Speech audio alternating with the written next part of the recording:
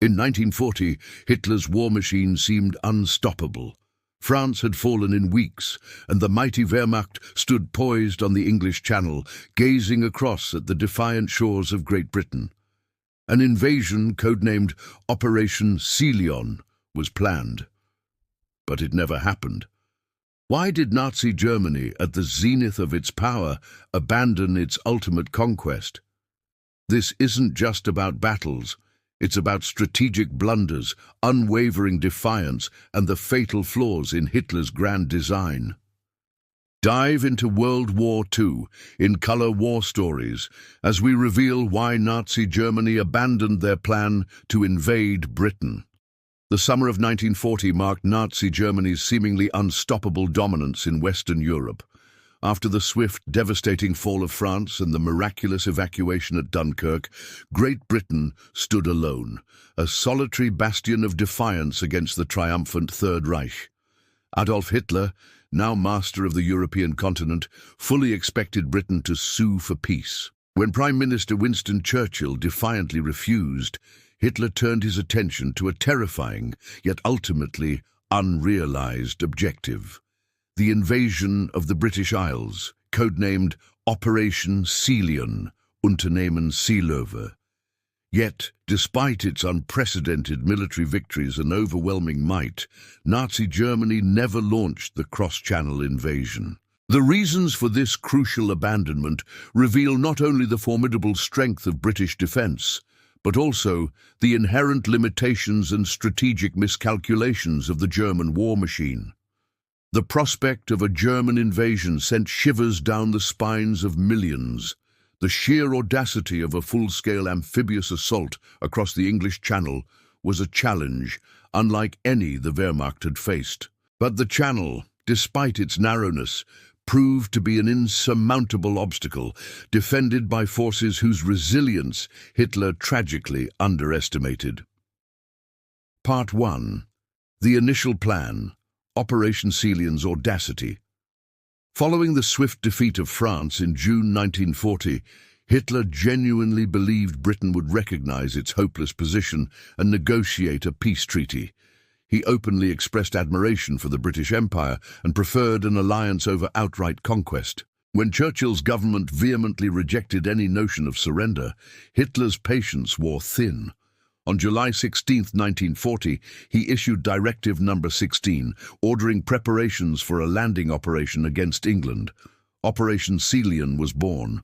The plan was audacious, a massive amphibious assault across the English Channel, aiming to land hundreds of thousands of troops, thousands of vehicles, and vast supplies onto the vulnerable British coast. The initial objective was to establish a beachhead, and then advance quickly to capture London.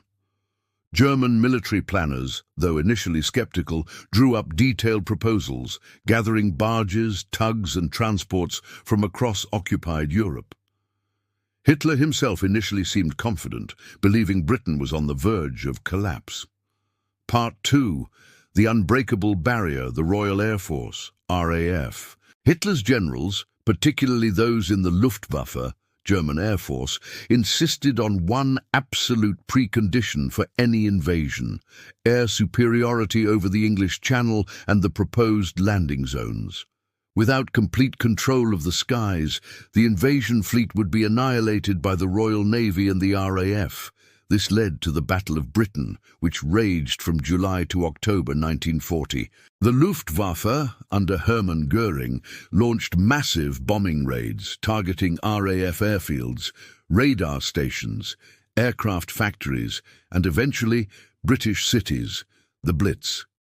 The RAF, particularly Fighter Command, despite being heavily outnumbered in planes, fought heroically and effectively.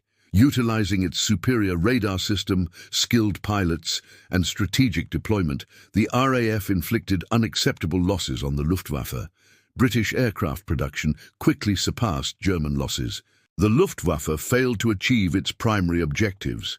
It could not destroy the RAF, break its morale, or clear the skies over the Channel. This decisive victory by the RAF was the first major defeat for Nazi Germany and a critical reason for Operation Sealion's abandonment. Part 3. the unassailable Moat, the Royal Navy. Even if the Luftwaffe had achieved air superiority, the next insurmountable obstacle was the Royal Navy. Britain's naval dominance was overwhelming, a force that the German Kriegsmarine simply could not match. The Kriegsmarine lacked a sufficient number of proper landing craft. The barges they amassed were mostly river barges, slow, unarmoured, and ill-suited for the choppy waters of the Channel, let alone a combat landing under fire. They also lacked adequate naval escorts to protect such a vulnerable invasion fleet. The English Channel itself, despite appearing narrow, posed immense challenges with its strong tides, unpredictable weather, and hidden shoals. Any German invasion fleet would have been a sitting duck for the Royal Navy, which would have unleashed its battleships, cruisers, destroyers, and submarines with devastating effect. The Royal Navy stood as an unassailable moat, ready to decimate any German attempt to cross it. Part 4. Land Forces and Logistical Hurdles. Beyond the air and sea, the German army, Wehrmacht, also faced significant challenges. Lack of amphibious experience. The Wehrmacht was a land-based fighting force, honed for lightning-fast panzer thrusts across continental Europe. They had virtually no experience or specialized training in large-scale amphibious assaults. Logistical nightmare, transporting hundreds of thousands of troops, thousands of tanks, artillery, and critical supplies across a heavily defended body of water was a logistical nightmare for which the Germans were entirely unprepared. Without functioning ports and adequate landing craft, sustained supply would have been impossible. British defences. While initially vulnerable after Dunkirk, Britain rapidly mobilised. Coastal defences were fortified, beaches mined, and hundreds of thousands of men, including the determined Home Guard, were prepared to resist any landing. Part 5. Hitler's shifting priorities. As the Battle of Britain dragged on through the autumn of 1940, Hitler's frustration grew. The stalemate in the air, the unyielding British defiance, and the mounting Luftwaffe losses meant that the critical precondition for Sealion, air superiority, remained unfulfilled. Hitler's patience with difficult problems was notoriously thin. His strategic focus had always been on the East, the ideological goal of invading the Soviet Union, Operation Barbarossa, and seizing Lebensraum, living space.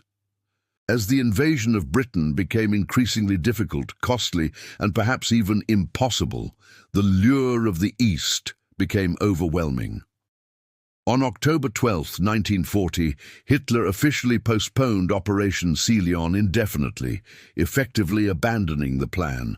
His focus definitively shifted to the Soviet Union, a decision that would prove to be his ultimate undoing. Conclusion. A victory of defense and strategic reality. The abandonment of Operation Sealion was a pivotal moment in World War II.